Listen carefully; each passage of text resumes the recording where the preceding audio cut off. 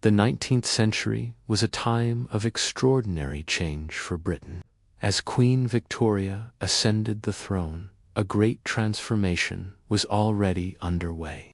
The Industrial Revolution, arguably the most significant turning point in modern history, was reshaping every corner of the nation, and nowhere felt its impact more than London. The city, already ancient and complex, suddenly became the heart of a global empire and the engine of modern capitalism. But behind the curtain of progress and power, the reality for much of its population was grim, uncertain, and brutally unforgiving.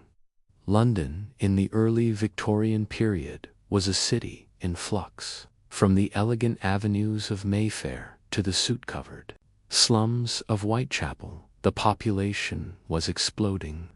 In 1801, there were just under 1 million people living in the city. By the turn of the 20th century, that number had swelled to over 6 million. That scale of growth is difficult to fathom. It was as if the city was expanding by the minute, swallowing entire villages, farms, and open fields, replacing them with row after row of brick housing, factories, foundries, and warehouses. This population surge wasn't organic. It was driven by desperation. In the countryside, agricultural workers were being displaced en masse by mechanization. Traditional craftspeople were losing out to mass production. Famine, especially the Great Irish Famine of the 1840s, sent waves of impoverished people into England in search of survival. For many, London represented hope. There was work here in the docks, in the textile mills, in the ironworks, in construction. There were rumors of money to be made, food to be eaten, a better life to be claimed. The image of the capital sparkled in their minds as a place where, if you were willing to work hard enough, you could find your fortune. But when they arrived, most were met not with opportunity, but with hardship. The jobs were real, but they were also inconsistent, low-paid, and backbreaking. Day laborers stood for hours at hiring gates each morning, hoping to be chosen for work that would pay just enough to get them a meal or a place to sleep that night.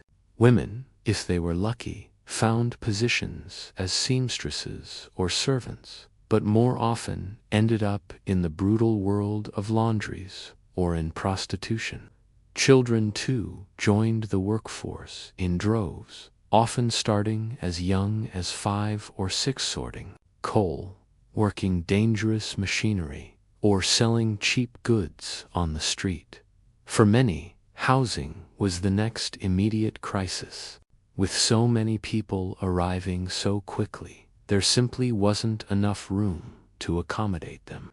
Landlords, many of them speculative investors, saw an opportunity in the chaos. They divided existing buildings into smaller and smaller units, sometimes housing multiple families in a single room. Others built cheaply and quickly, with little concern for sanitation, safety, or stability. These buildings, often referred to as tenements, were overcrowded to an unimaginable degree.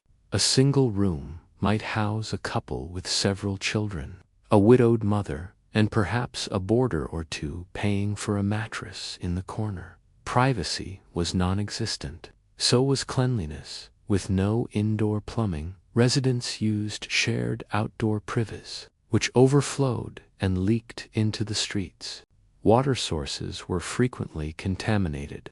Rats and lice were constant companions. The smell, according to contemporary accounts, was overwhelming. Disease thrived in these conditions. Outbreaks of cholera, typhus, and tuberculosis swept through neighborhoods with terrifying regularity. Infants and the elderly were especially vulnerable. But no one was truly safe. These slums weren't hidden away in some forgotten corner of the city. They were right next to wealthy neighborhoods, often just a few streets apart from fine townhouses and bustling shopping arcades. The contrast was jarring. A banker might step out of his grand home, climb into a polished carriage, and within minutes be passing starving children with hollow eyes, barefoot women in ragged shawls, and the dying curled up in alleyways. For many of London's elite, this juxtaposition was invisible. They turned their faces away. They described the poor as lazy, morally weak, or inherently inferior. The Victorian mind was often obsessed with categorization, and poverty was framed not as a social failure, but as a personal one. As more people fell through the cracks, homelessness became a defining feature of life in industrial London. Some were evicted from their slum lodgings for failing to pay rent. Others never managed to secure housing in the first place. With no safety net, no government programs, and very few charitable options, the street became their only refuge. Men slept under bridges or on the steps of churches. Women tried to find shelter in abandoned buildings or coal yards. Children huddled together in doorways, trying to stay warm through the freezing London nights. The reasons for homelessness were many a lost job, an injury, the death of a breadwinner. Any of these could send a working-class family spiraling into ruin. Wages were often just barely enough to cover rent and food. There was no room for error, no cushion to fall back on. Illness, especially for manual laborers, was a death sentence, not just for the body, but for the household. An injured man couldn't work. A sick mother couldn't care for her children. The dominoes fell quickly. The daily routine of the homeless was a grim cycle of survival. By day, they scavenged for food, rummaging through refuse, begging on street corners, or stealing what they could. Many picked through rubbish heaps, looking for scraps to sell, old bones, bits of metal, cloth, anything that might earn a few pence. By night, they sought shelter from the cold. Some curled up under tarpaulins in dark alleyways. Others attempted to gain entry to one of the city's grim workhouses or casual wards. But these were limited, and the rules were strict. Those admitted were often subjected to humiliating conditions and long hours of menial labor. Many chose the street over the degradation. Despite all this, the city continued to grow. Factories multiplied. Rail lines crisscrossed the capital. The skyline rose with chimneys, spires, and domes. London became the seat of empire, the financial capital of the world, the heart of global trade and innovation. But underneath the glittering surface, the poor carried the burden of that success on their bent backs and blistered feet.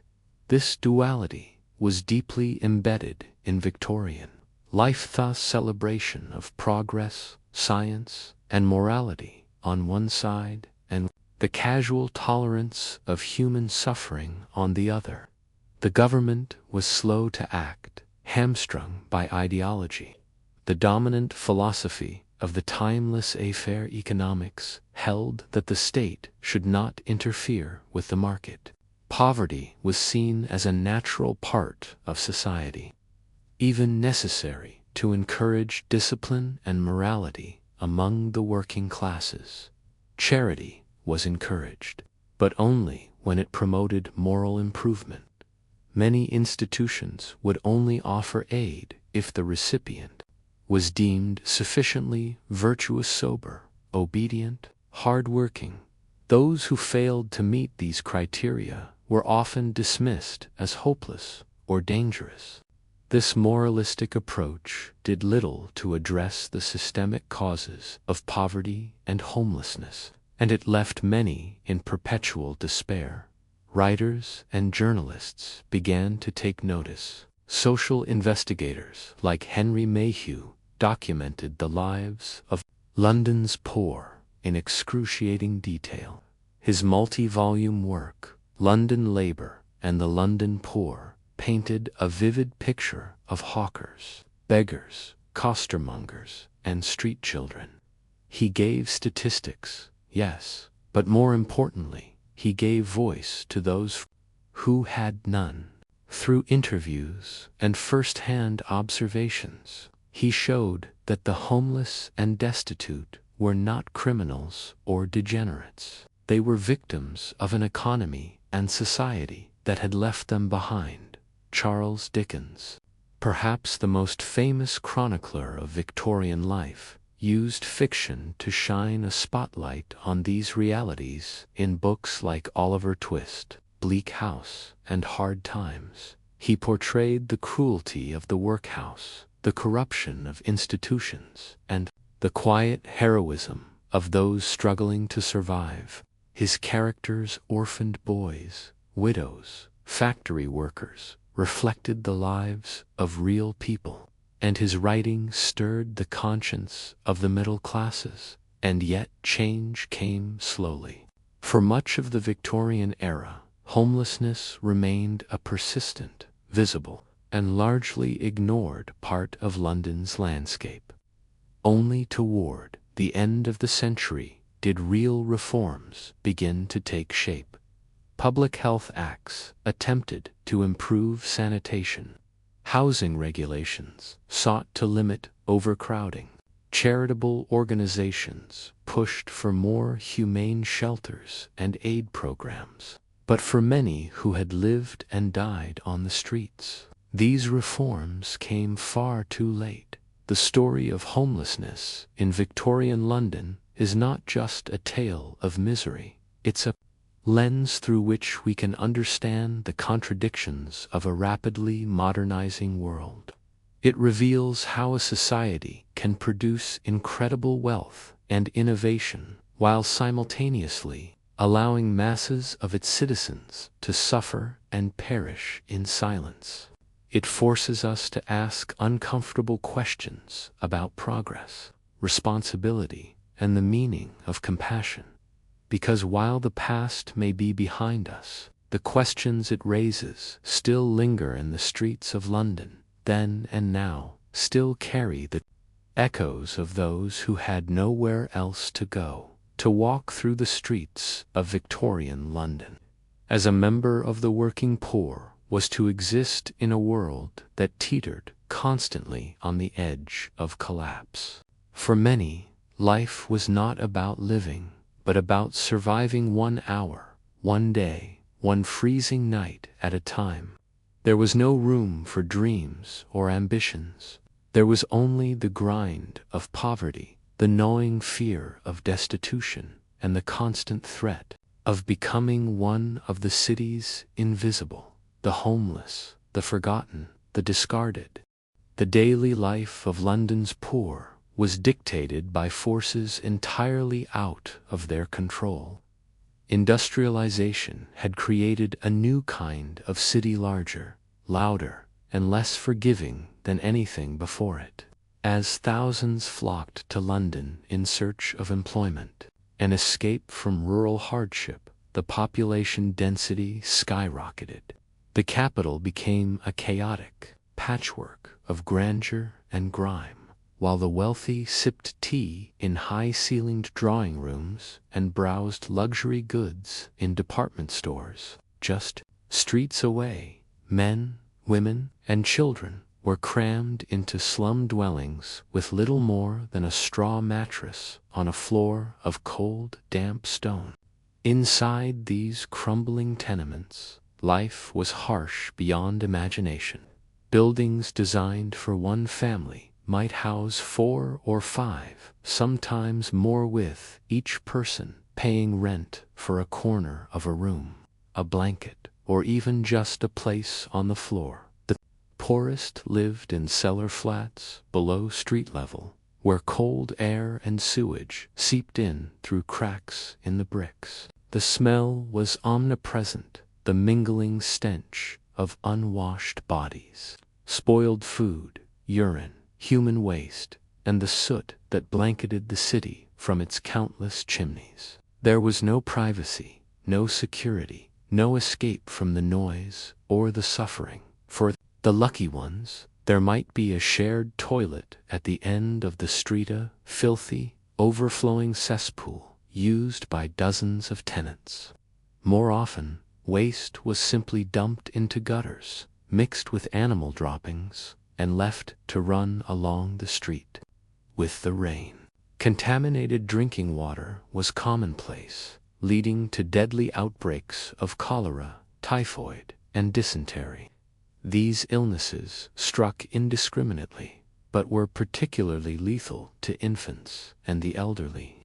In some of the poorest districts, 1 in 3 children would not survive past their 5th birthday. The meager diet of the working poor only made things worse.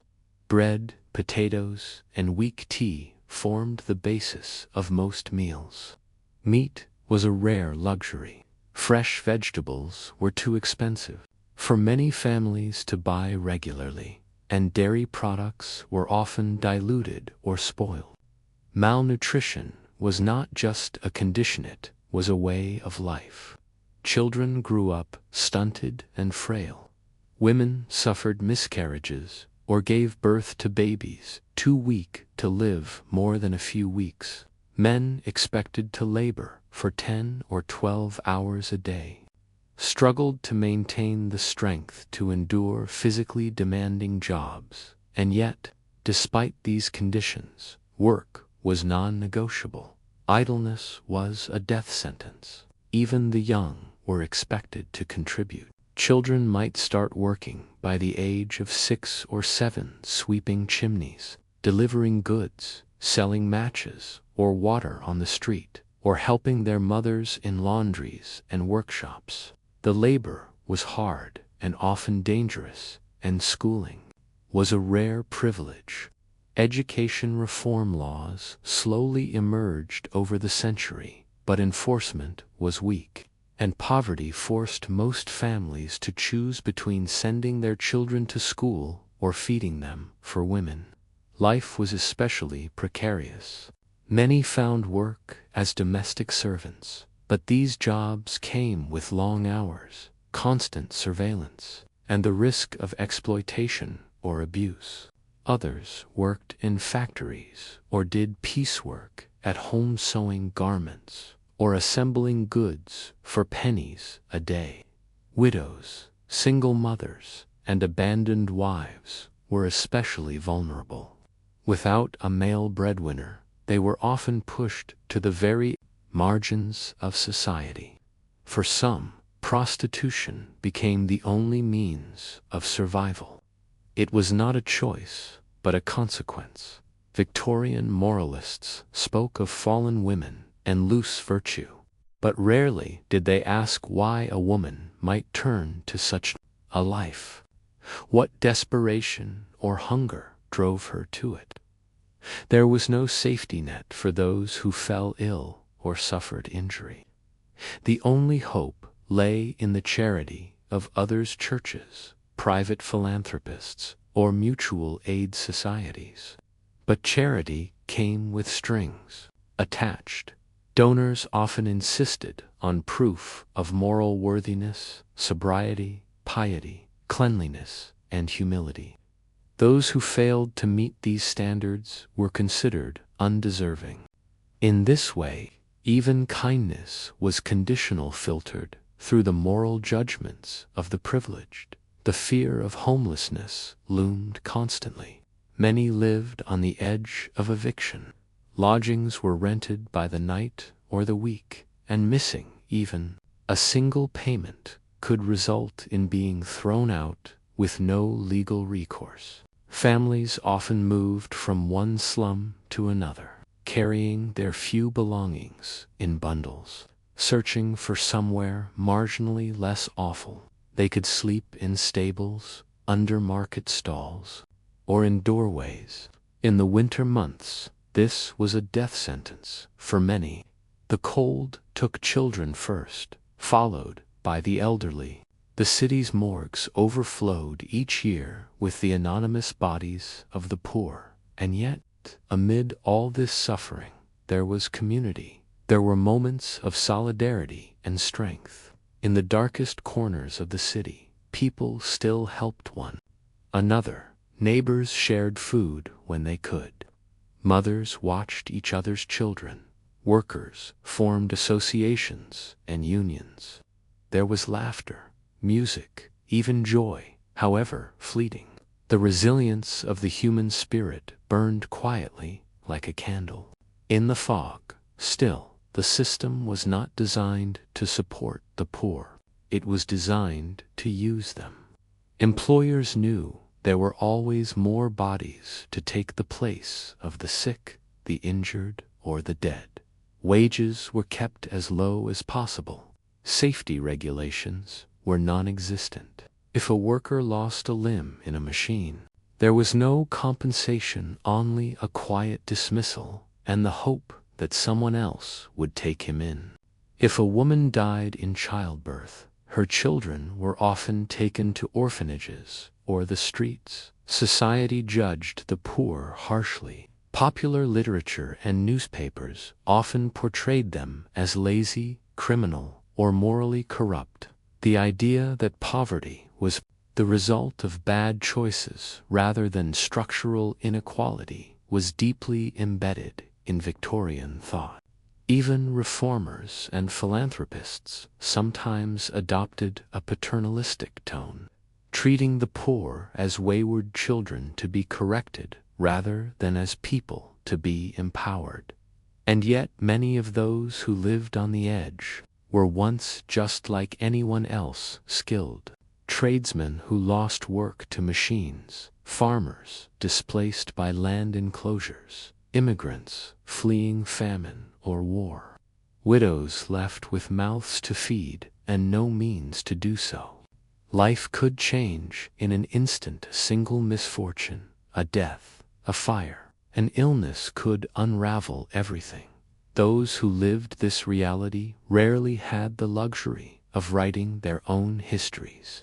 Their stories were not recorded in family journals or carefully preserved letters. They were not given monuments or statues, but their presence shaped the very fabric of the city. They laid the bricks, cleaned the homes, stitched the clothes, and loaded the ships. Without them, the Victorian success story could not have been written. Writers like Henry Mayhew tried to capture these lives. In his journalistic accounts, he described in painstaking detail the daily routines of the city's poorest workers, the bone pickers, the mudlarks, the flower sellers, the crossing sweepers. His interviews revealed not only the economic hardships they faced, but also the complexity of their lives, their aspirations, their dignity. Mayhew saw the humanity in those whom society had cast aside. Charles Dickens, too, refused to let the world ignore the suffering of the poor. Through his novels, he brought their lives into the drawing rooms of the middle class. He gave names and faces to those who had been reduced to statistics. He made their stories compelling, heartbreaking, and impossible to ignore. His characters were fictional, but their pain was real. In response to this growing awareness, some began to demand change. Reformers called for better housing, cleaner streets, and public health measures. There were campaigns to provide clean drinking water, build sewer systems, and regulate housing standards. But progress was slow and piecemeal. For much of the century, the poor were left to fend for themselves, their lives hanging in the balance. Each and every day, living on the edge in Victorian London was not a rare condition, it was the norm for millions. These people were not lazy or foolish. They were victims of a society that prioritized profit over people, reputation over reality. They struggled not because they lacked will or character, but because the world around them offered no stable ground to stand on. The edge was not just physical. It was psychological, the anxiety of not knowing where the next meal would come from, the shame of begging for help, the trauma of losing a child to hunger or cold. These were emotional wounds that never healed. They left scars, not only on individuals, but on entire generations. And yet, even in the face of such adversity, people endured. They found ways to hold on through love, through friendship, through the smallest of victories. A hot cup of tea shared on a bitter night, a child's laughter echoing in a crumbling alleyway, a mother's quiet lullaby sung to a baby she hoped would live to see another morning. Life on the edge in Victorian London was brutal and relentless. But within that, life existed something that no amount of hardship could fully extinguish: the persistence of hope. Fragile, trembling, sometimes foolish, but they're all the same. And perhaps, in the end, it was hope that kept them walking through the fog, one step, one breath, one day at a time, in the heart of 19th century Britain, while steam trains roared and chimneys bled smoke into the sky. Another less visible engine of the empire rumbled behind tall walls and iron gates. It was called the workhouse, a place spoken of in hushed tones, feared by the poor, misunderstood by the comfortable, and reviled by many who experienced it firsthand. The workhouse was not just a building, it was an idea, a threat, and a weapon, disguised as compassion. It was the final destination for thousands. The solution, a deterrent so severe, so soul-crushing, that only those in absolute desperation would choose it. That deterrent was the workhouse. On paper, it sounded efficient. Each parish or union of parishes would run a workhouse. The able-bodied, poor, if they could not support themselves or find employment, would be given food and shelter in exchange for labor. They would be clothed and fed and their basic needs met. But in practice, the workhouse was designed not to help, but to punish. Its conditions were deliberately harsh, so unpleasant, so humiliating, that the very idea of entering one would strike fear into the hearts of the working class. It was intended to distinguish the deserving poor from the undeserving, a line drawn not by compassion but by cruelty for those forced by circumstances to enter. The workhouse was a brutal awakening. Upon arrival, families were immediately separated. This was one of the defining cruelties of the system. A mother, father, and their children might have clung to one another through months of hunger and hardship on the streets, but the moment they crossed the threshold of the workhouse, they were torn apart. Husbands were sent to the men's ward, wives to the women's, children divided by age and gender. They might not see each other again for weeks, months, or ever. For the administrators, this policy was justified. After all, the workhouse was not a home, but an institution. For those who endured it, it was a wrenching agony that added emotional trauma to their already unbearable lives.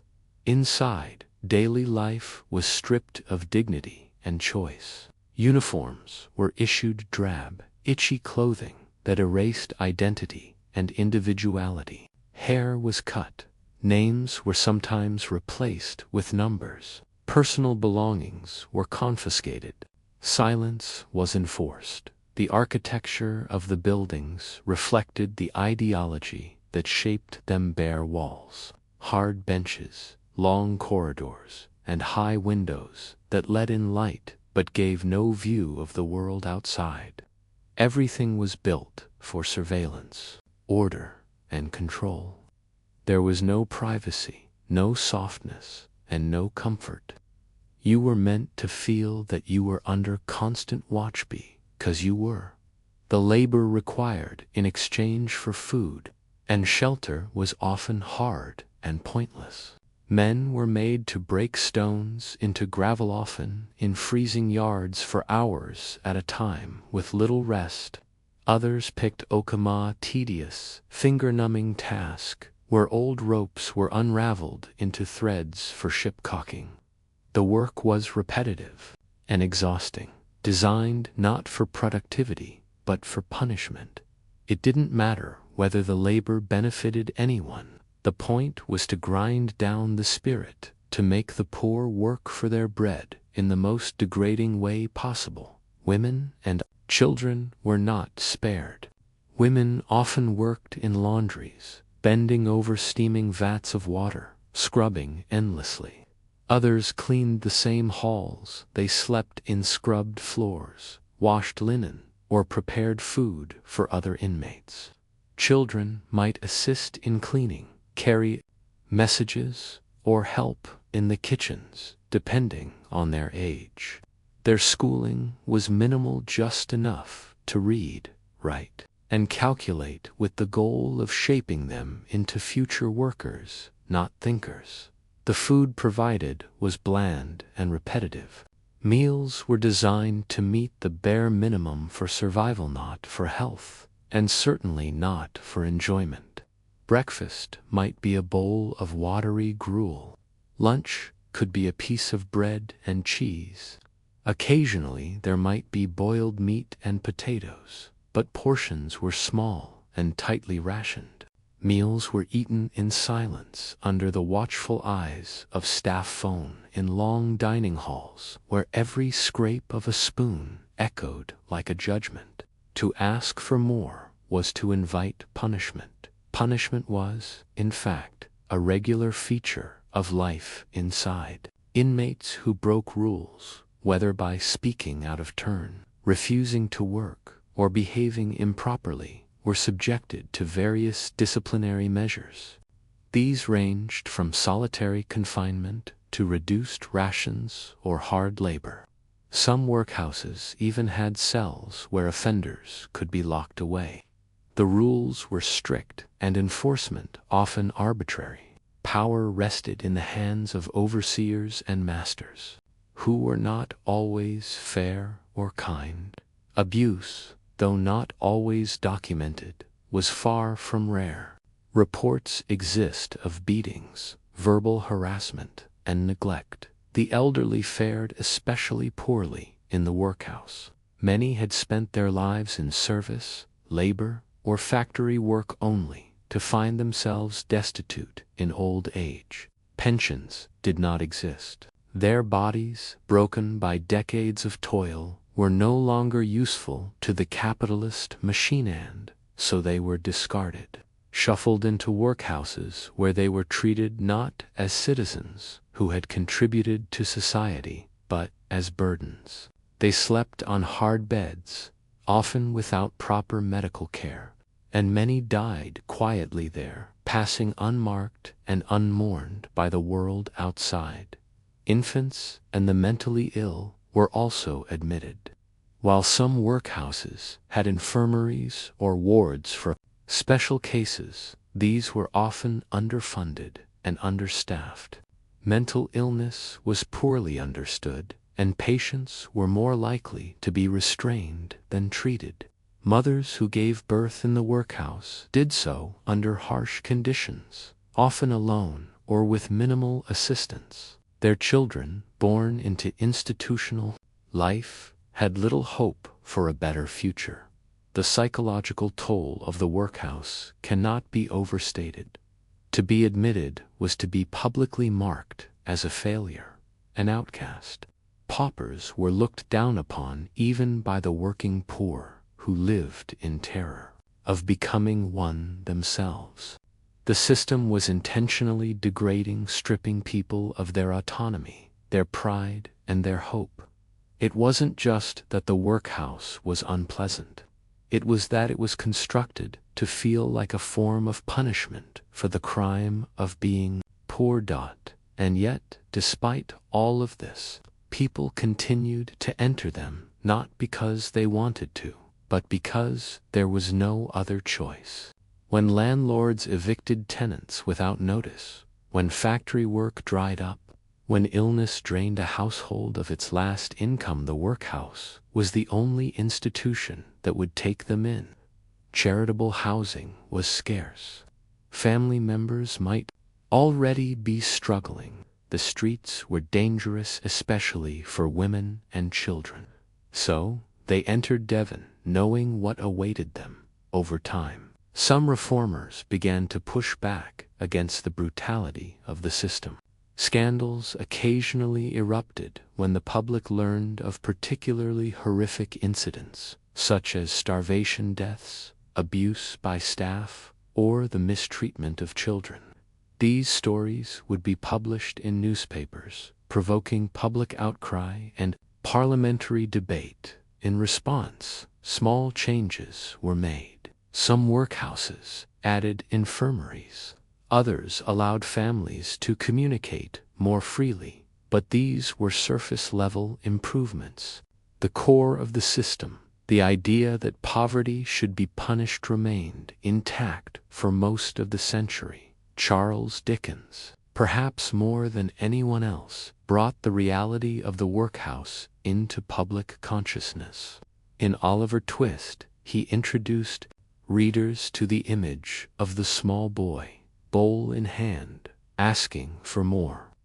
It was a scene that horrified Victorian audiences, not because they didn't believe it could happen, but because it showed them a mirror.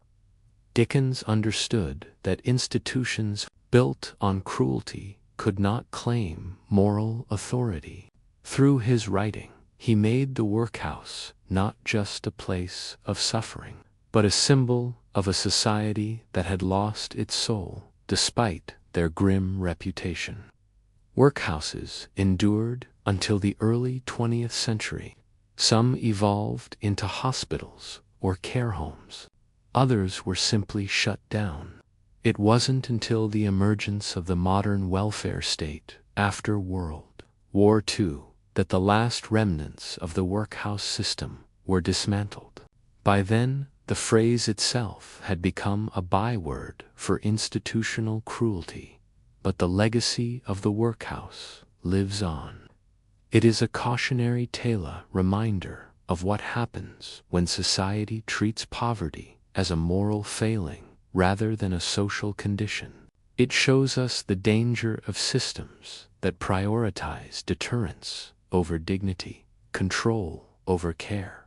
The workhouse was not an accident of history. It was a deliberate construction shaped by ideology, economics, and fear.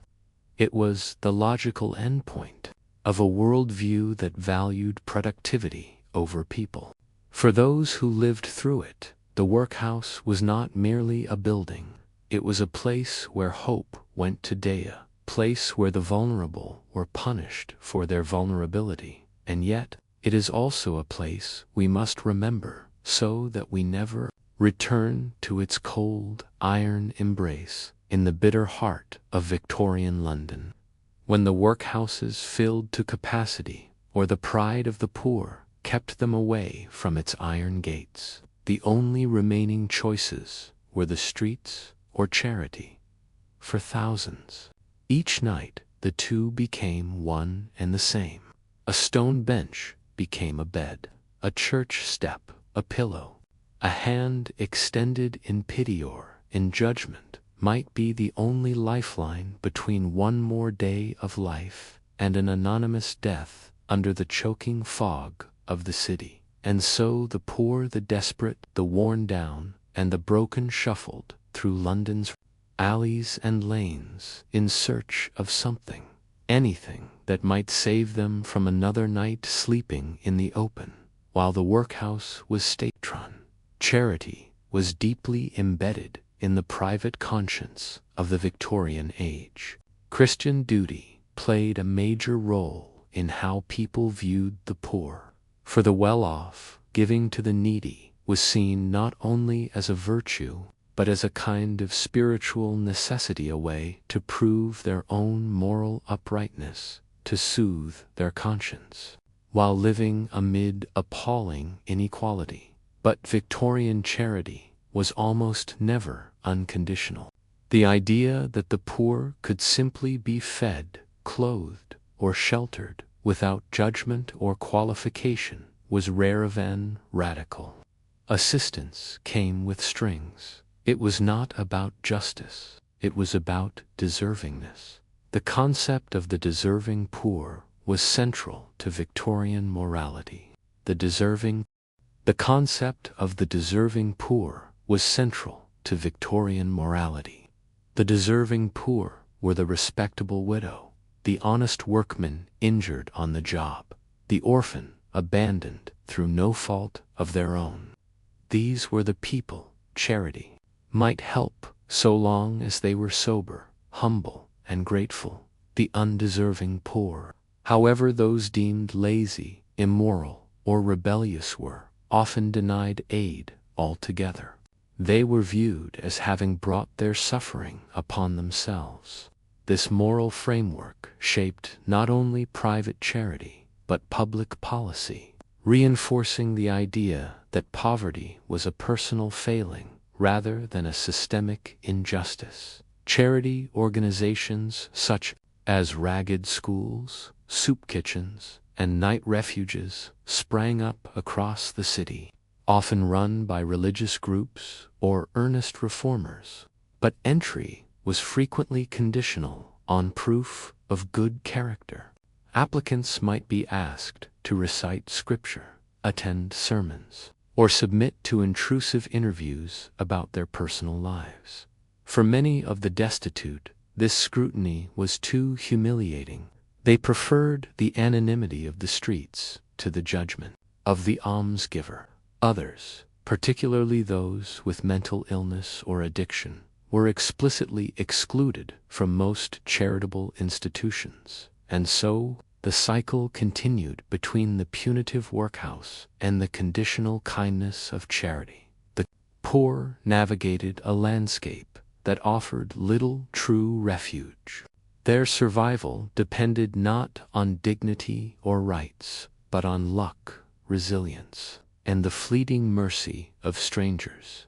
Thus, charity in Victorian London was both a lifeline and a mirror revealing not only the generosity of some, but the deep inequalities and moral contradictions of an empire that prided itself on civilization while allowing its own citizens to perish in the shadows of its grandeur. Were those who drank, swore, begged, or simply didn't appear to be trying hard enough. To many in Victorian society, poverty was not just a condition, it was a reflection of character.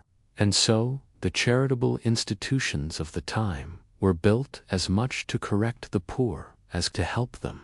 Churches were at the heart of many charitable efforts. Christian missions, particularly in the East End of London, set up soup kitchens, clothing banks, and shelters. Some offered Bible lessons, others insisted on Sunday attendance. The Salvation Army, founded in 1865, became one of the most visible and influential charitable groups of the era. It provided food, shelter, and spiritual guidance to tens of thousands, often focusing on rescuing women from prostitution and men from alcoholism. But even the Salvation Army, for all its compassion, required conversion, or at least the appearance of it. A sermon often preceded the soup. Then there were the ragged schools, offering basic education to the poorest children. These were not just classrooms, but lifelines for street kids who might otherwise never learn to read or write. Many were funded by individual donors or religious groups, and most were operated with very limited resources. These schools taught discipline, morality, scripture, and occasionally arithmetic. They provided clothing, shoes, a meal, and a bit of structure to children whose lives were otherwise chaotic. And yet even here, judgment lurked.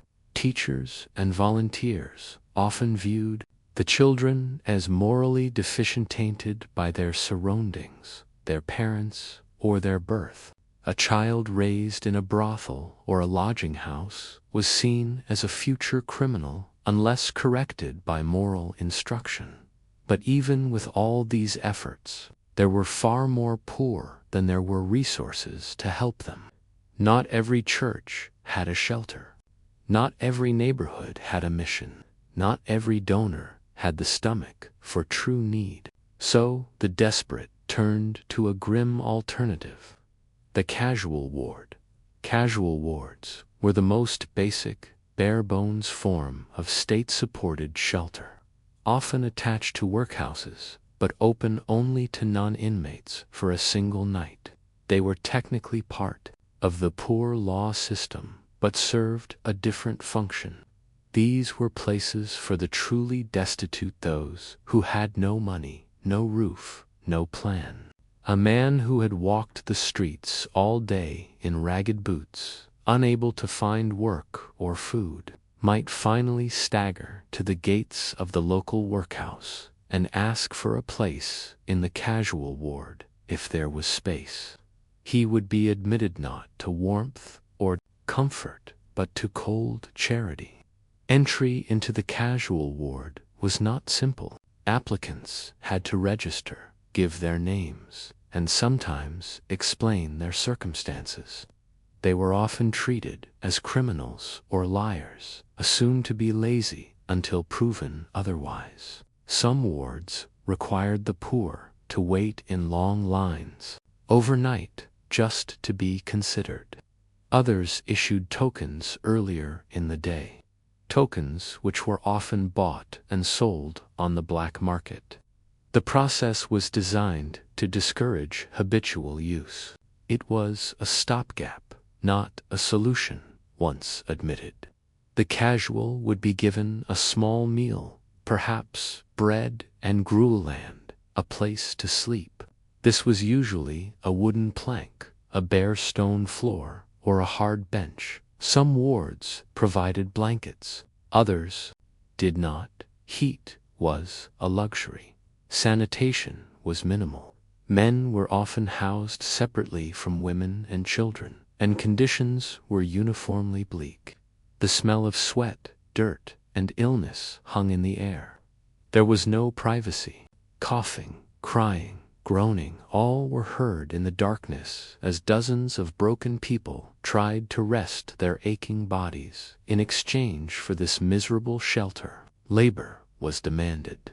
The next morning, before being allowed to leave, casuals were assigned tasks: stone breaking, wood chopping. The logic was clear: no one would be allowed to abuse the system. You wanted a night indoors, you would pay for it with sweat and strain. But the labor was often arbitrary and meaningless. The stone broken by one man might be piled back together by another the next day. It wasn't about production, it was about deterrence. For women, the situation was even more precarious. Some casual wards refused to admit unaccompanied women, especially young ones, fearing prostitution or scandal. Others allowed mothers with children, but separated them once inside. Pregnant women were treated with suspicion. If a woman gave birth in a casual ward, she might find her newborn taken away and placed in an institution. Many women chose to sleep rough rather than risk this fate. The streets, for all their danger, at least gave them some measure of control, and the streets were dangerous. Night in London was cold, damp, and cruel. The fog that rolled in from the Thames seemed to thicken around the poor, pressing down like a shroud. Streetlights flickered weakly. Rats scurried in the gutters. Gangs patrolled the alleys, preying on the vulnerable. For women and children, sexual violence was a constant threat. For men, it was assault or robbery. The police were few and far between, and not often friendly to the destitute. To sleep in the open was to risk arrest, exposure, or worse. Some found refuge in the penny-sitza cheap shelter where, for the cost of a penny, one could sit on a bench overnight. Sleeping was discouraged, but many did so anyway, heads on chests, arms wrapped tightly around themselves for warmth. Others might pay 2 pennies for a penny hang, where a rope stretched across the room allowed guests to lean forward and sleep hanging over it. It was a grotesque kind of rest, but better than the ground. These shelters were privately run, overcrowded and unsanitary, but for many, they were the only realistic option. Winter was the great killer. When temperatures dropped, deaths soared. Bodies were found each morning in doorways, under bridges, curled in stairwells. Newspapers sometimes reported these deaths, usually in cold, clinical tones. A woman of no fixed address was found deceased near Covent Garden. An unknown male, estimated age 50, succumbed to exposure. No names, no stories, no mourning. Statistics in a ledger of social failure. And yet the poor endured. They developed networks, friendships, loyalties. Information passed between them. Where to find a meal, which mission was kind, which casual ward had the least cruel overseers. Kindness still existed. Some shopkeepers quietly left scraps for the hungry minces. Some Londoners, even amid their own hardship, spared a few coins for someone in worse condition. Solidarity bloomed like weeds in the cracks of despair. Still, none of it was enough to stem the tide of suffering. Victorian London, for all its industry, invention, and intellect, failed to care for its most vulnerable. It outsourced compassion to religious institutions, privatized pity, and wrapped charity in chains of moral superiority. It demanded that the poor prove their worthiness, again and again, as it offered them nothing to work with. It viewed poverty not as a symptom of economic and social forces, but as a personal defect to be corrected through humiliation. The voices of the poor were rarely heard. Their pain was often filtered through the pens of middle-class journalists, or the sermons of well-meaning clergymen, but occasionally their words broke through. Some left behind testimonies scrawled in journals, published in pamphlets, or recounted to social reformers like Henry Mayhew. These voices spoke of exhaustion, degradation, the constant calculation of how to survive one more day with nothing. They did not speak of laziness or vice. They spoke of cold, of hunger, of fear. They asked not for pity, but for justice. By the late 19th century, some progress had been made. Reforms slowly began to reshape housing laws, public health, and education. Charitable organizations began to shift from moral policing to genuine assistance. Casual wards began to close or reform. But for the vast majority who lived through it, these changes came too late. Their lives had already been spent on the streets, in the shelters, in the wards and alleyways of a city that barred. To understand charity in Victorian London is to understand its limits. It was an expression of conscience, yes, but also of control. It alleviated symptoms while ignoring causes. It taught the poor to beg for grace while expecting them to suffer with gratitude. It fed them just enough to survive, but never enough to escape. It placed moral judgment above material need, and it built a culture where compassion was rationed, one bowl of soup at a time. And so, each night, they came, shivering, barefoot, bruised. They came to the casual wards, to the missions, to the stone streets of a city whose wealth rested on their backs. They came seeking mercy in a world that too often offered only shame. And they came with a simple, silent hope that tomorrow might not be the same. In the grand tapestry of Victorian London, progress glowed brightest in marble halls and steam-powered factories, while shadows deepened in the cobblestone streets below. The city pulsed with innovation and promise. Yet beneath the surface, millions struggled in silence. Society, in all its moral confidence and fervor, often turned a blind eye to their suffering. To understand how it could do so, one must look not only at poverty, but also at the values that shaped how people understood then misunderstood those who lacked. In the Victorian era, moral conviction was allied with self-discipline, respectability, and work. The self-help creed, immortalized in Samuel Smiles's influential treatise, Self-Help, published in 1859, spread like gospel among the middle class. It argued that poverty was not merely a misfortune, but a consequence of irresponsibility and bad habits. Thrift, diligence, and character, Smiles emphasized, were the true engines of improvement and social standing. To those convinced by his words, those who failed to lift themselves out of misery had only their own failings to blame. This moral framework was reinforced by charitable organizations that promoted the idea that aid should be earned, not freely given.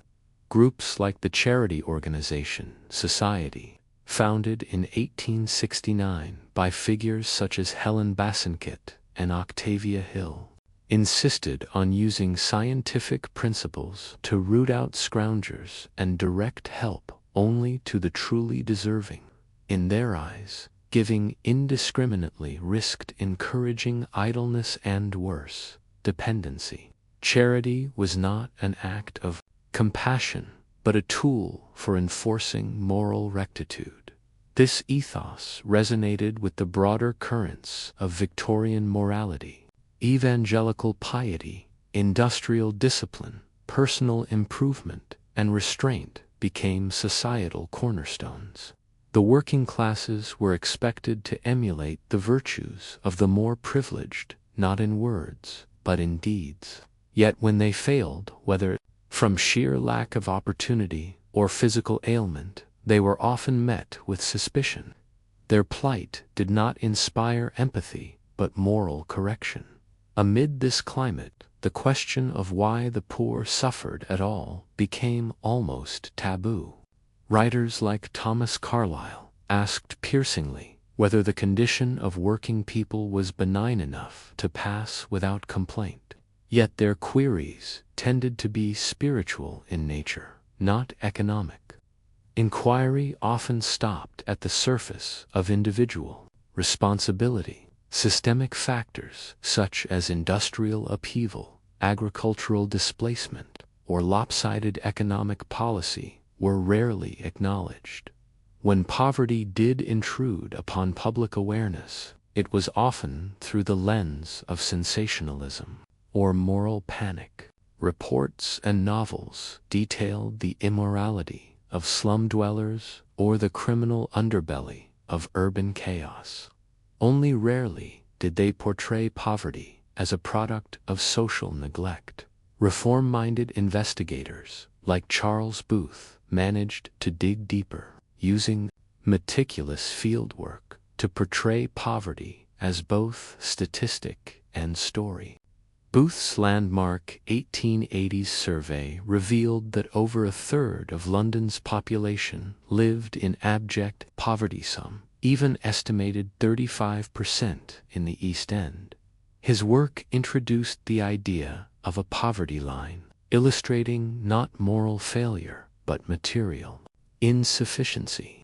Booth's findings challenged the dominant moral narrative by showing that poverty was too widespread to be a reflection of personal failure. But even with such evidence, society's response remained muted. Fear, indifference, and self-righteousness prevailed.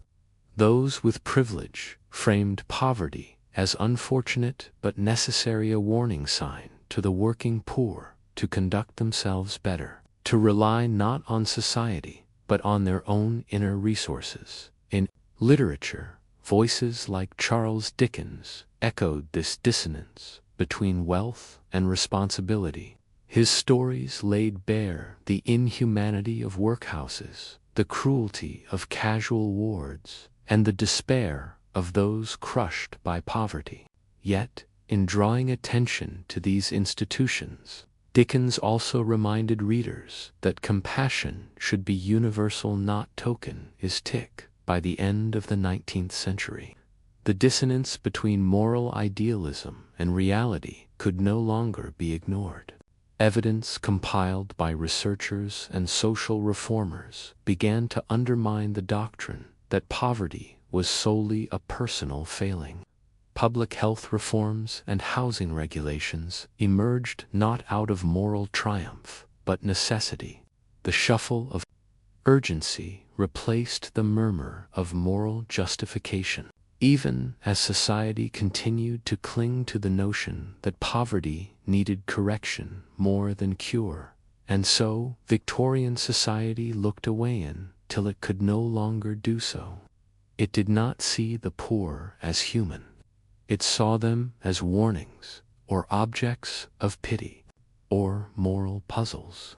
And perhaps it is only now, when we look back, that we can ask, what would we see if our own society chose to look again?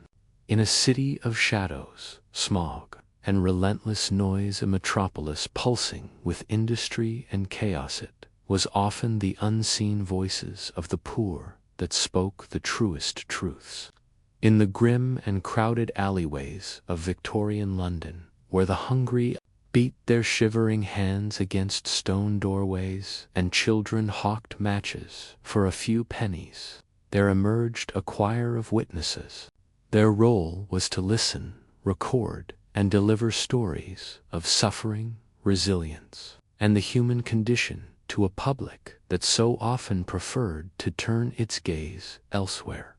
Henry Mayhew stands at the forefront of these chroniclers. In the late 18th time marked by severe economic hardship, known as the Hungry Forties, Mayhew embarked on a radical project to enter the streets of London, speak directly with the poor, and present their lives in vivid, unvarnished detail.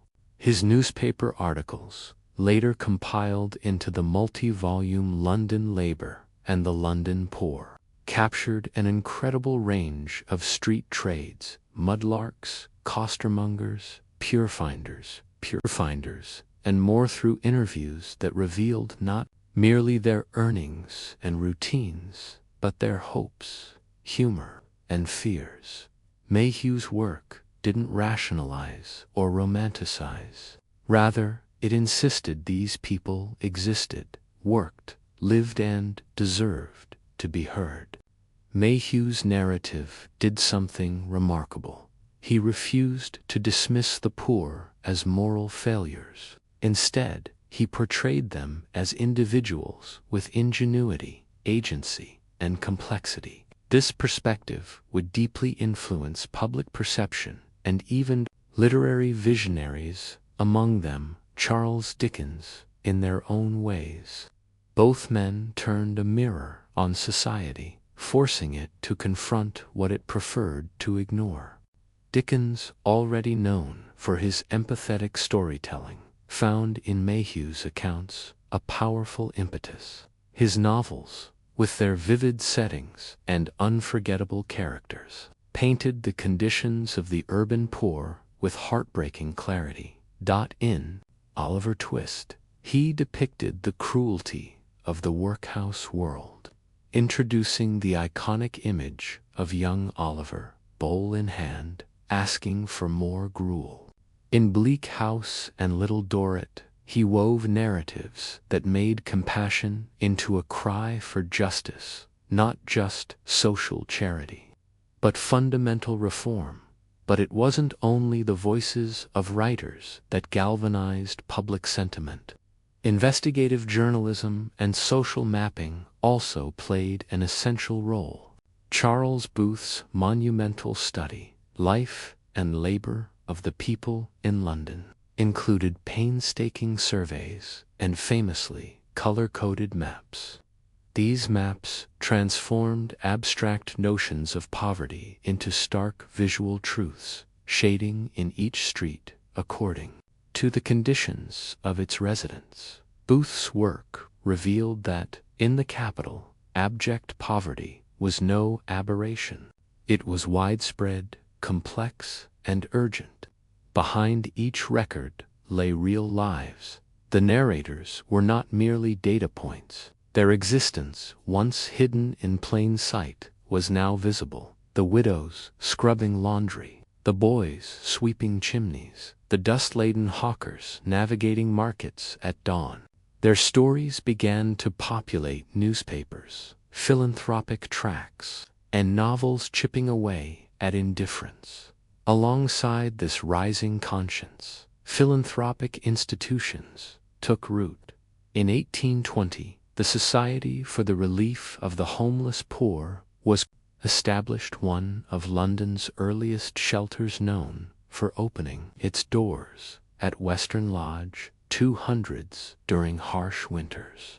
Decades later, Charles Dickens visited that asylum in Whitecross Street and recorded what he saw, saying, "Every face I could read, ragged and tired, deadbeat, utterly destitute, houseless and hungry." In 1847, Dickens took that mission further by founding Urania Cottage with philanthropist Angela Burdett Coutts, refuge intended to offer homeless women not only shelter, but training and a path toward dignified lives. These efforts, though limited in scale, were powerful testaments to human empathy. They tried to offer more than relief. They offered recognition, structure, and a possibility of transformation. They weren't perfect, and they were born from moral urgency rather than systemic overhaul, but they mattered. Philanthropy grew, more embedded in London's social fabric. As the 19th century progressed, investigators, missionaries, and slummers from middle and upper classes ventured into the East End, not always out of noble intent, but often served as first-hand witnesses to what they weren't perfect, and they were born from moral urgency rather than systemic overhaul, but they mattered. Philanthropy grew more embedded in London's social fabric. As the 19th century progressed, investigators, missionaries, and from middle and upper classes ventured into the East End, not always out of noble intent, but often served as first-hand witnesses to what statistical data could only abstractly suggest. Some were driven by curiosity, others by conscience. Accounts they published began to shift public dialogue, pushing slums from being denigrated as dens of vice to recognized symbols of social failure that demanded attention. By the 1880s and 1890s, slumming, formerly a form of ill-advised entertainment, emerged as a powerful form of social investigation. Figures such as Lady Constance Battersea, and even members of royalty like Princess Alice of Hesse, along with policy leaders like Lord Salisbury, spent time living among the poor to understand conditions firsthand. Their experiences, reported back to their circles, helped foster growing political will for urban reform. What happened in private journals slowly began to swell into public momentum. Literature, maps, interviews, philanthropic ventures, and statistical inquiries converged into a mosaic of empathy and information. People who had once been erased from the city's narrative began to matter again. Yet, despite these efforts, systemic change remained elusive. Reform was fragmented. Slum clearances happened slowly. Welfare legislation lagged behind need, and deeply ingrained moral judgments persisted. The Artisans' and Laborers' Dwellings Improvement Act of 1875 empowered local councils to demolish slum housing, but its impact was limited and uneven. Nevertheless, the echoes of reform reverberated into the 20th century. Foundations laid by Mayhew, Booth, Dickens, and others formed the ethical scaffold upon which the modern welfare state would eventually be constructed.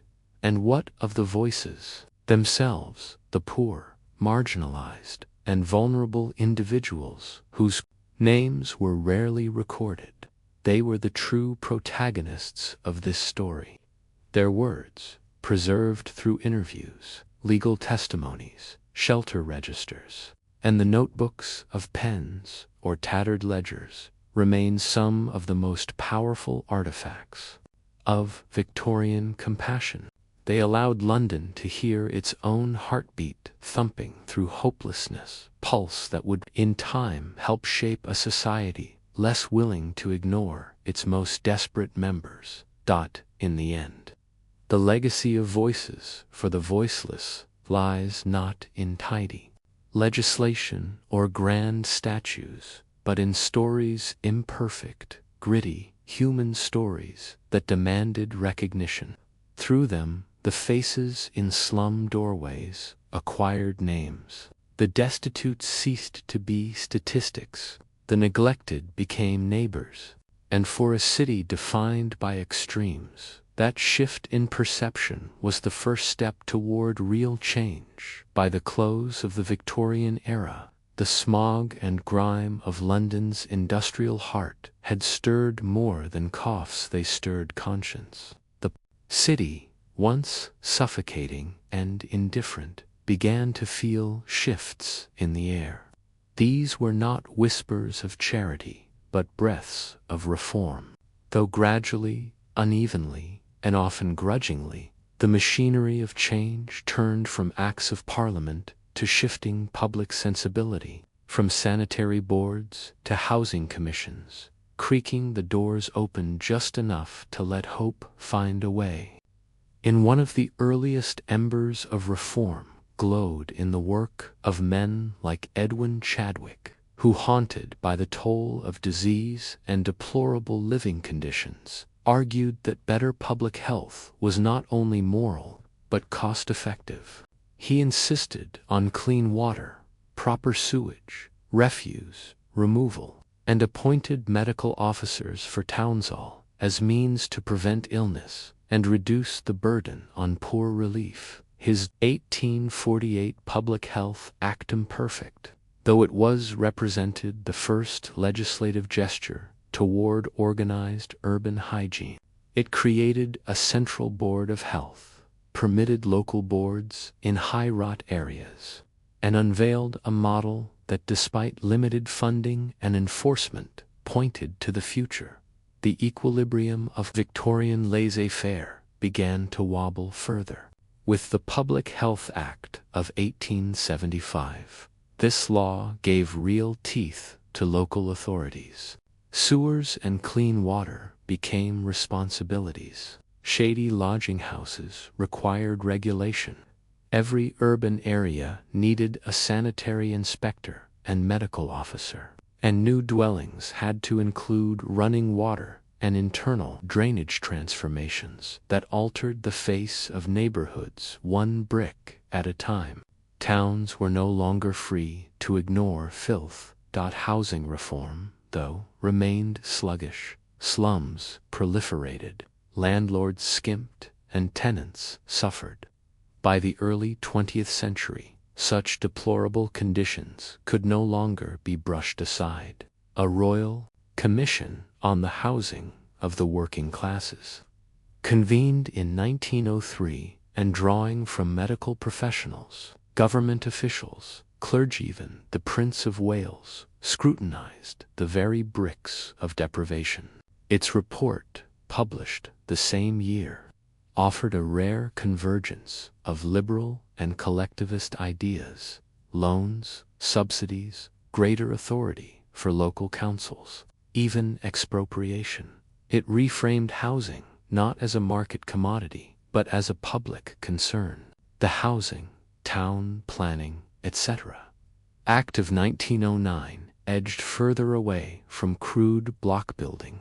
It banned back-to-back houses, introduced standards for new homes, and mandated proper town planning, a discipline balancing density, hygiene, and livability toward a modern urban vision.